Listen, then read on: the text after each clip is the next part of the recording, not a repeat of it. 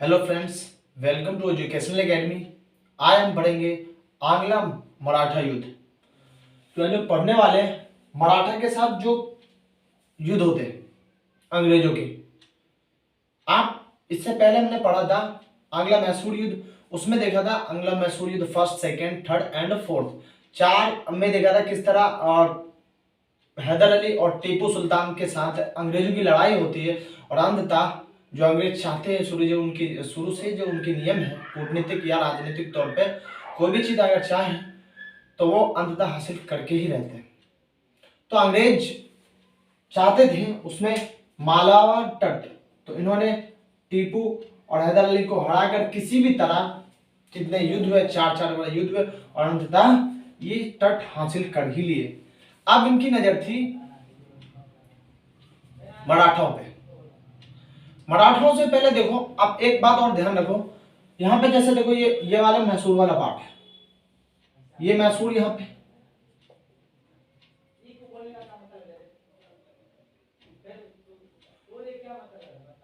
ये मैसूर है, मुंबई, और ये मद्रास, मद्रास, निजाम, निजाम, मुंबई, मुंबई, कोलकाता। ये वाले क्षेत्र पे जो है ना, ये अंग्रेज यहाँ पे कब्जा जमा चुके हैं कोलकाता वाले क्षेत्र पे। ये मुंबई है, मैसूर है, ये निजाम के क्षेत्र, ये मुंबई, ये वाला जो है मराठा, ये मराठा वाला है। अब ये इस क्षेत्र को आप थोड़ा ध्यान देखिए। अब जो मैसूर है ये वाला क्षेत्र अंग्रेजों का कब्जे में आ चुका है ना। अब मराठे पे नजर है निजाम। तो इन्होंने क्या किया, मराठे पे जब नजर है, क्या है, मराठे में काले कपास का क्षेत्र बहुत अच्छा है, कपास उत्पादन बहुत होता है। तो मराठा देखो, अभी जब ये इनसे युद्ध होता है, अभी देखो मराठा एक पानीपत तृतीय का जो पानीपत जो वॉर होता है, थर्ड वॉर, उसमें हार के आते हैं बुरी तरीका से। जो इनके साथ जो मराठा, और इसमें थोड़ा पीछे जाते हैं, 1761, 1701 पानीपत थर्ड युद्ध। इसमें आप देखोगे, इसमें किस तरह मराठे को अहमद शाह अब्दाली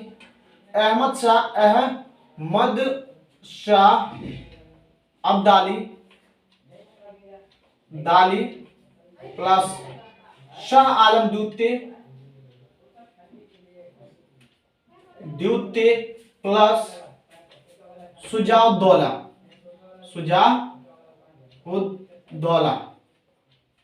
की एक गुट आती है, और इनकी गुट मिलके कैसे मराठों पे वार करते हैं और युद्ध जीतते। तो कोलकाता है, ये अवध वाला क्षेत्र है, और ये दिल्ली वाला क्षेत्र है, ये दिल्ली,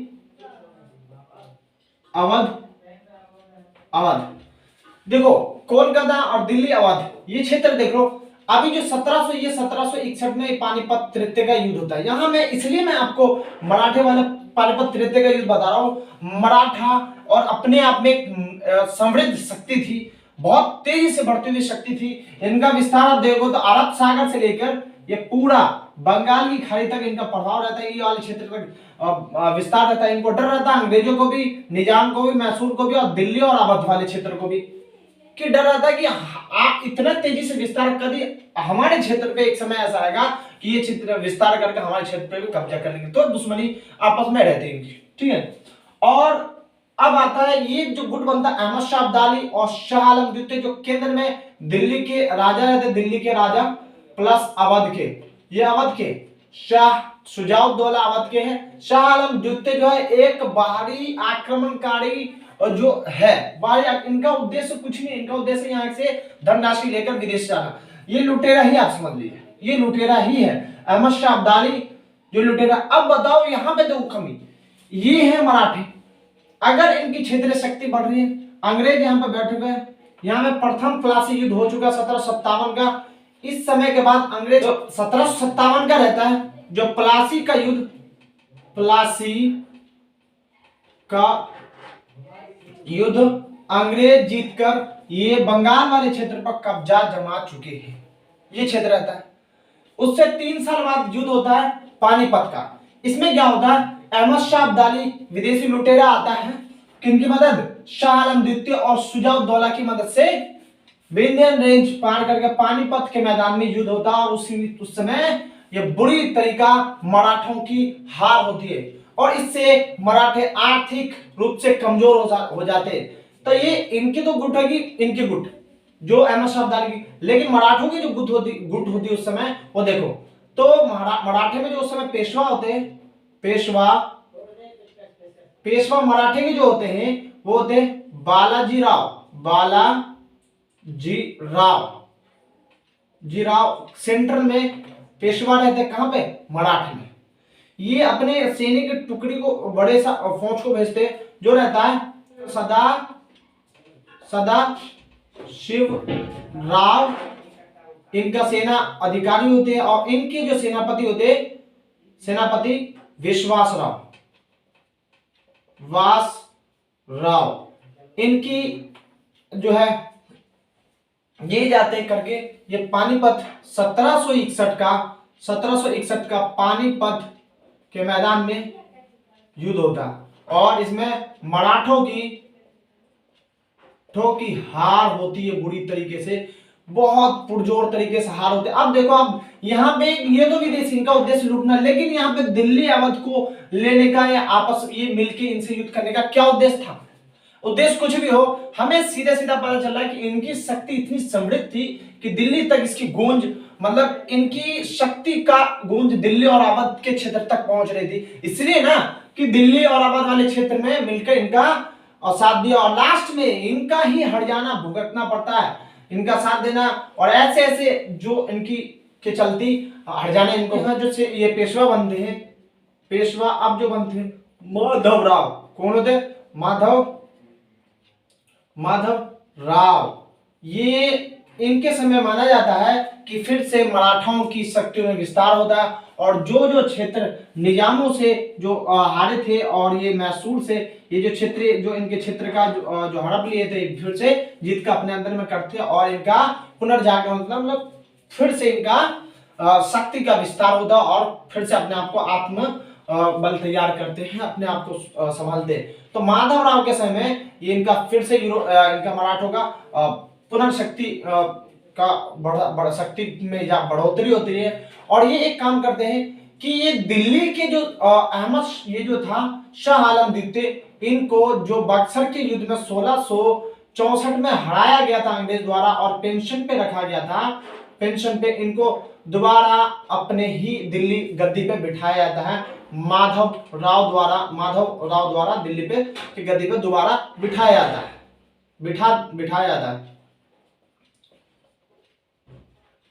है। देखो, अब देखो माधव राव की रणनीति कितने समझदार हैं। अब इनके पीछे क्या रणनीति रही होगी जिसके पहले अभी पानीपत तृतीय का युद्ध हुआ, इनको बुरी तरीका हराया और फिर इनसे युद्ध हुआ 64 में अंग्रेजों से। और जब ये हार गए शाह आलम द्वितीय, तो इनको दोबारा गद्दी पर बिठाया गया माधव राव द्वारा। क्यों ऐसा? आपके दिमाग में तो कुछ क्वेश्चन आ रहा होगा या क्वेश्चन सवाल आ रहा, क्यों?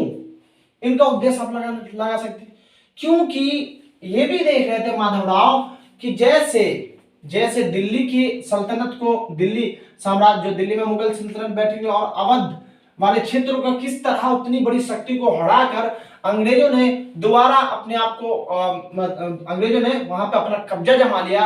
अगर इस स्थिति में अगर हम नहीं साथ देंगे तो अगर हमारी शक्ति बढ़ेगी तो एक समय ऐसा आएगा कि अंग्रेज भी हमसे दुश्मनी कर इस हालात पे पहुंचा देंगे। देखो इनकी रणनीति। तो इन्होंने दोबारा माधव राव के समय में शाह आलम द्वितीय को दोबारा गद्दी पर बिठाया जाता है ये। और उसके बाद माधव राव की मृत्यु हो जाती है। फिर इसके बाद जो बनते हैं, इसके बाद जो नारायण बनते हैं, नारायण, इसके बाद जो इसका राजा बनता है नारायण राव। 1772 में मृत्यु के बाद नारायण राव फिर पेशवा बनते हैं। कौन बनते हैं? पेशवा बनते हैं। इनकी दुश्मनी जो है ना, इनके चचा जो रहते रघुआ बोलते हैं, रघुनाथ राव इनके चचा जो होते चचा रघुनाथ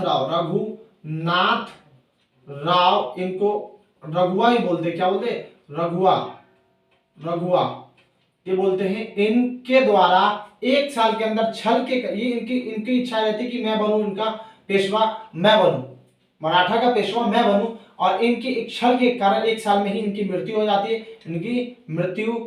जाती है, हो जाती है। अब इनके लिए जो चचा रघुनाथ राव के लिए रास्ता साफ रहता पेशवा बनने का, लेकिन यहाँ पे नाना फडणवीस, नाम आप सुने होंगे, नाना फडणवीस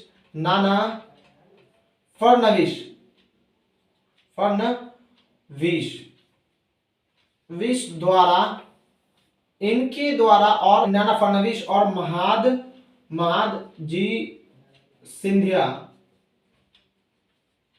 सिंधिया द्वारा, इनके जो बेटा होते हैं नारायण राव के बेटा जो होते हैं माधव राव, इनका नाम होता माधव राव, और नारायण राव जो होता है इनका नाम होता माधव राव और नारायण राव, जो इनके बेटा बनते हैं, इनको बहुत कम उम्र का होता है और कम रहते हैं। इनका नाम होता माधव राव, नारायण राव, यड़ राव, इनको आप शॉर्टकट में क्या बोलते हैं, माधव राव द्वितीय, यहाँ इस पेशवा बन जाते, क्या बन जाते, पेशवा। और यही काम जो है ना इनके चचा रघुनाथ राव रघुआ को बहुत बुरा लगता है, और वो जाकर अंग्रेजों से मिल जाते हैं। इस स्थिति को देखकर ये इनको बुरा लगता है। देखो यहाँ फिर मराठे गलती कर रहे हैं। चचा रघुनाथ राव जो इनके रहते हैं, माधव राव नारायण राव की जो रहते हैं, बच्चा रहता है ये, और इनके जरिए नाना फडणवीस और महाद जी सिंधिया द्वारा 12 परिषदीय काउंसिल का गठन, 12 लोग का परिषद गठन किया जाता, और इसके द्वारा चलाई जाती है ये सिस्टम, ये सारा मराठा साम्राज्य चलता है और आसानी से चलता रहता है। और इसी वक्त जो माधव राव, जो ये होते इनके चचा रघुनाथ राव, जो इसको रघुआ बोलते, जाके अंग्रेजों से जाके एक संधि कर लेते। तो इस स्थिति, ये संधि बोलते हैं सूरत की संधि। ये स्थिति थी किसकी, ये कब तक, 1775 तक की आप स्थिति देख लो। ये सारी की सारी स्थिति बताया मैंने, जो मराठा, ये अब इसकी स्थिति 1775 तक ऐसी स्थिति है जो आर्थिक रूप से कमजोर हो चुके। 1775 तक इनकी स्थिति देख लो, ये है। मैंने जितना अभी तक कहानी बताया, ये कहानी 1775 तक है। ये मेरे को बताने का जरूरी था, क्योंकि बताने में ये था कि मराठा की क्या हालत है, किस। अब देखो स्टार्ट होती है मैन, जो अंग्रेजों से युद्ध होता क्या है कि जो रघुनाथ राव होते हैं, कौन, रघुआ जो बोलते हैं, रघुनाथ राव जाकर 1775 में सूरत की संधि करते हैं। किसकी, सूरत की संधि करते हैं। जब ये सूरत की संधि करते हैं, इस दौरान इनको क्या होता है, सूरत की संधि के बाद ये होता है क्या, इनको अंग्रेज के जो वहां के, ये कहां जाके, मुंबई वाले क्षेत्र में जाके अंग्रेजों से जाके मिलके सूरत से संधि करते हैं। सूरत की संधि जिसे बोलते हैं 1775 की सूरत की संधि। और इसमें अंग्रेजों को सालसेट, भड़ोच,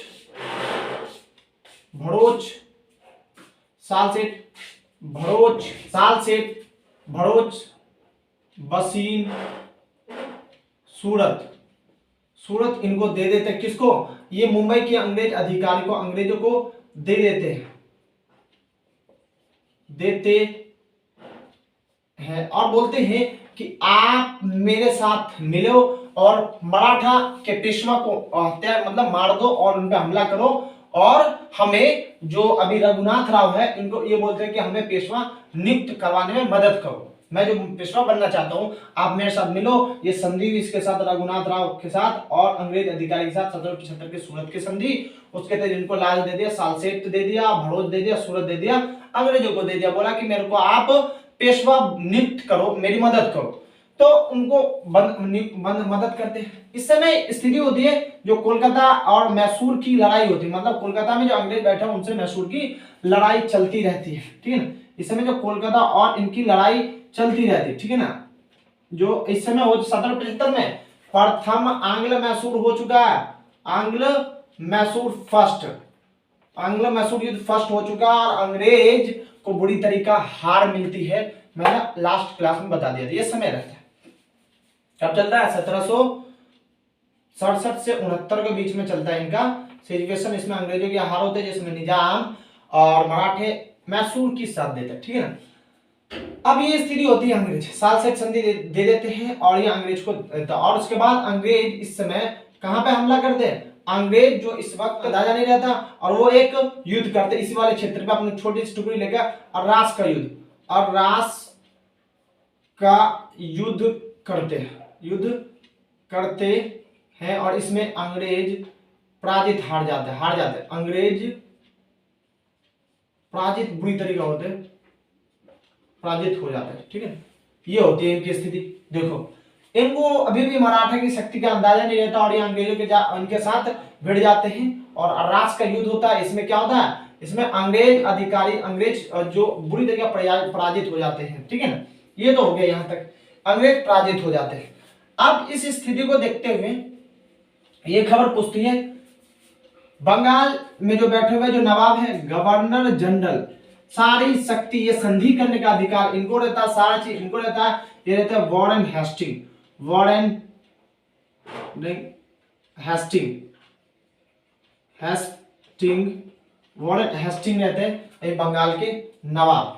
कौन रहते हैं, बंगाल के नवाब रहते हैं वॉरेन हेस्टिंग और इनको सेना, बंगाल के नवाब वॉरेन हेस्टिंग रहते हैं और ये अंग्रेज, ठीक है ना, इस समय रहता। अब ये खबर वहां पहुंचती है, बोलते हैं कि मेरे साथ युद्ध करने की, ये मेरे साथ संधि करने का जो हिसाब किताब मेरा है, संधि करने का अधिकार मेरा है, क्योंकि मैं गवर्नर जनरल हूँ पूरे बंगाल का भी और ये लमसम में ज्यादातर जो क्षेत्र है, ठीक है ना। अब इस स्थिति में देखो क्या होता है, अब क्योंकि ये इनसे युद्ध नहीं करना चाहते, यहाँ के अधिकारी करना चाहते, इनका सोच था कि मैं इनसे युद्ध करके किसी का पराजित करके अपना राजा नियुक्त करूं, लेकिन ये अभी जो बंगाल वाले क्षेत्र से मद्रास से युद्ध चल रहा था, है ना, युद्ध चल रहा था। अभी जो आप देखो 67-75 ये वाला अभी मैसूर के साथ मारवाड़ तट को लेकर फंसा हुआ है, तो उनके साथ एक संधि करते 1776 की संधि होती है, जो 76 की पुरंदर की संधि होती है। कौन सी, पुरंदर की संधि। ध्यान रखना, इस पुरंदर की संधि के तहत किसके साथ ये होता, मैन मराठा के जो अभी माधवराव जीतते, माधवराव नारायण राव जो होता है उसका जो बालक छोटा होता है, उनके साथ जो मैन मराठा उनके साथ प्लस अंग्रेज अधिकारी, अंग्रेजों के साथ, अंग्रेजों का ये होता है संधि होता है। इस संधि के तहत ये होता है कि आप जो भी क्षेत्र थे आप वापस करिए, लेकिन अंग्रेज इसमें जो है ना सालसेट क्षेत्र नहीं वापस करते। कौन सा, सालसेट, ये वाला क्षेत्र नहीं वापस करते, सालसेट क्षेत्र नहीं वापस करते। देखो आप इनका उद्देश्य समझो, जब मुंबई के अधिकारियों ने संधि की थी, सूरत की संधि, उसके तहत उनका उद्देश्य देखो और बंगाल के उद्देश्य देखो। मुंबई के जो अधिकारी थे उनका कहना था कि अगर मैं अभी इनके साथ संधि करके, इनके जो रघुनाथ राव जो होते हैं, रघुवा जिसको बोलते हैं, इनके चचा होते हैं, उनके साथ संधि करके किसी तरह इनको मराठा को हरा कर और मैं अपने ही टाइप का राजा नियुक्त करके और अपने अंडर में साम्राज्य कर लेंगे।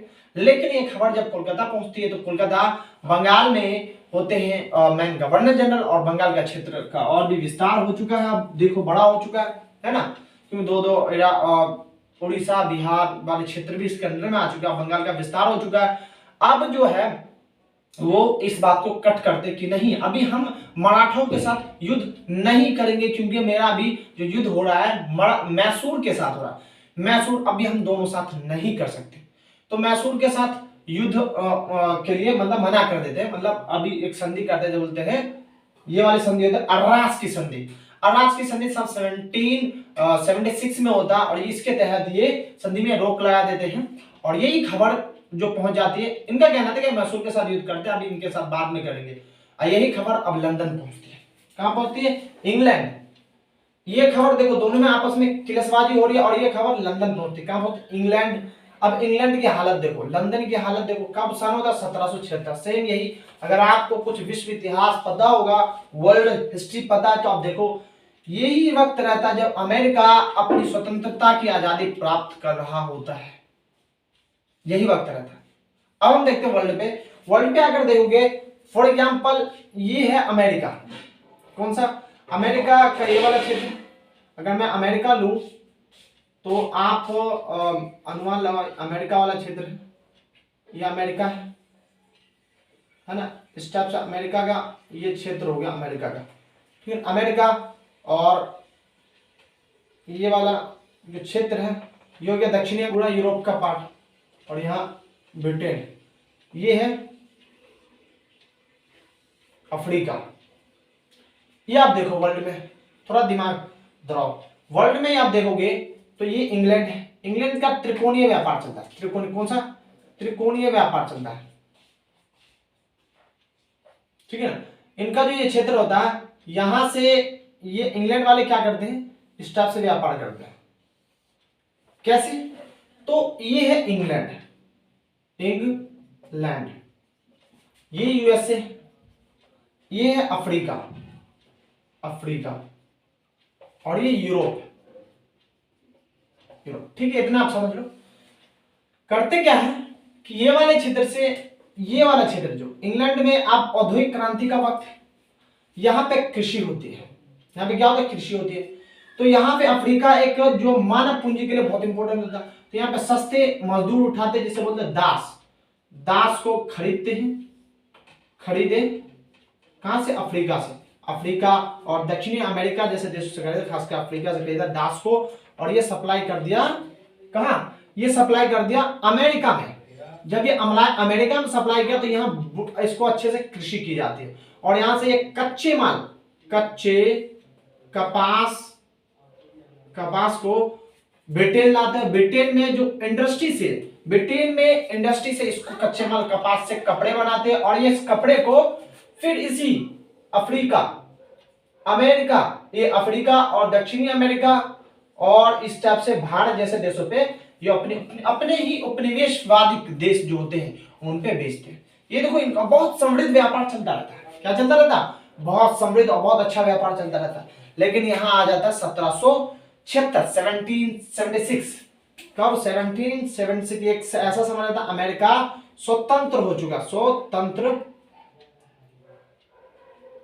तंत्र हो चुका है, यूएसए। अब इनको यहां से बंद हो गया कच्चा माल देना, ठीक है ना, यहां से बंद हो गया।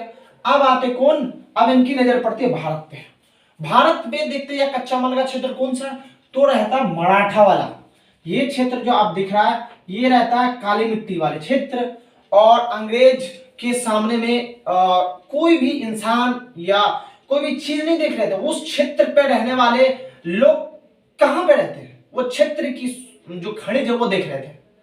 ये देखिएगा बंगाल उपजाऊ भूमि को कैसे वहां पे खाली कराते, उसी तरह मैसूर को यहां देखता है,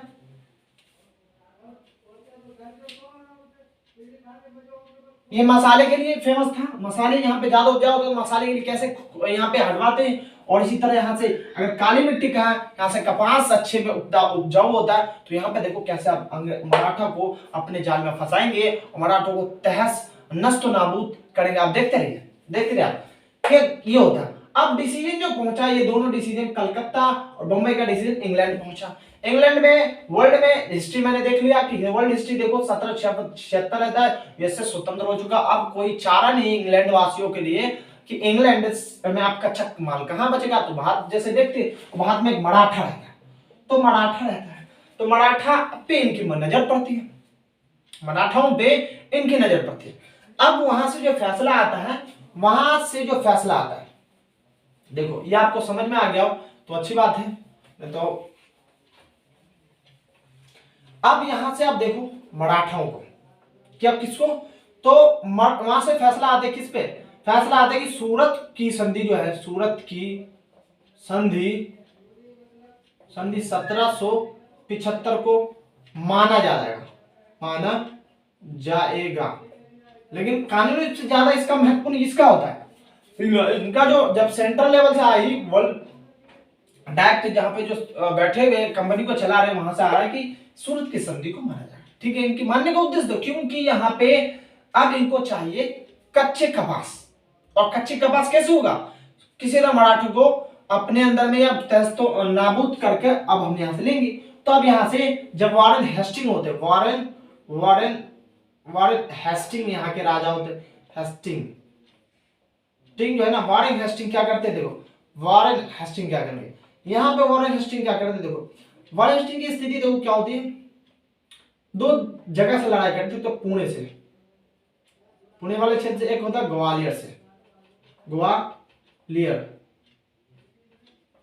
पुणे और ग्वालियर वाले क्षेत्र से लड़ाई करते हैं, यहां से इनकी हार होती है, किसकी, क्योंकि ये वाले क्षेत्र से जो ये वाले पुणे वाले जो क्षेत्र से इनके वाले क्षेत्र से हार होती है, जब ये वाले क्षेत्र से हार, मुंबई वाले क्षेत्र से यहाँ इनकी हार होती है, लेकिन ये ग्वालियर वाले क्षेत्र से जब हमला करते हैं, उधर कलकत्ता वाले क्षेत्र यहाँ से इनकी जीत होती दिखती है। और इस स्थिति में और यही दौर रहता है, युद्ध 1775 से स्टार्ट, यही दौर रहता है कि मद्रास से भी अनबन स्टार्ट हो जाता है और मद्रास से युद्ध होने की पूरा संभावना रहती है, और ये मद्रास से भी लड़ रहे होते हैं, ठीक है ना, प्रथम युद्ध जीत चुके।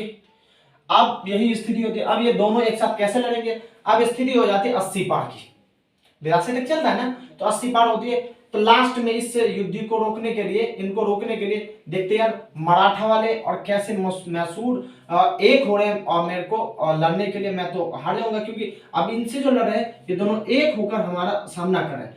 अब ऑटोमेटिक यहाँ दिमाग लगाओ, ये मराठा वाला क्षेत्र है, जब ऑटोमेटिक इस पर हमला होगा और ये इसके भी दुश्मन है, अंग्रेज इनके भी दुश्मन है, इनके भी दुश्मन है, तो ये दोनों एक मिलेंगे, ये दोनों एक होंगे ना, हाँ होंगे, और होते हैं और एक साथ लड़ते हैं और अंग्रेज को परास्त करते हुए दिखते हैं। लेकिन अंग्रेज भी बुद्धिमान है, ये क्या करेंगे, ये क्षेत्र को अपने अंदर मिला लेंगे, क्या लेंगे, एक संधि कर लेते हैं और संधि के तहत इसको 20 वर्षीय संधि के तहत अपने अंदर में मिला लेते हैं, ठीक है। सालवाई की संधि, ग्वालियर को अपने, ग्वालियर हार ये जीतते हुए दिखाई पड़ते हैं, ठीक है ना, और इस बात को देखते हुए अब ये कौन से सालवाई की संधि करेंगे, कहां पे, अंग्रेज और मराठा के बीच में सालवाई की संधि होगी, सालवाई संधि, संधि के तहत 1782 में इनकी युद्ध समाप्ति हो जाती है। अब ये दोस्त बन जाते हैं और लास्ट में अब एक को लगते मैसूर को, इस 82 में हुआ, अब 80-82 में इसकी इनकी संधि होती है, 80 में होती है, और इसके बाद बुरी तरीका से जो संधि होती है, अब इसके बाद 20 वर्षीय संधि का पालन करते हुए 1800 तक अंग्रेज मराठों को कुछ नहीं करते, अब मैसूर को तहस नहस करेंगे। 1799 में मैंने बढ़ा दिया है कि एक युद्ध होता है जो आंग्ल मैसूर युद्ध चौथा, इसमें टीपू सुल्तान को मार देते और अंततः मैसूर उनके कब्जे में आ जाता, ये लास्ट पॉइंट रहता। और फाइनली जो यहाँ पे जब ये संधि होती है तो उस समय राजा होते हैं बाजीराव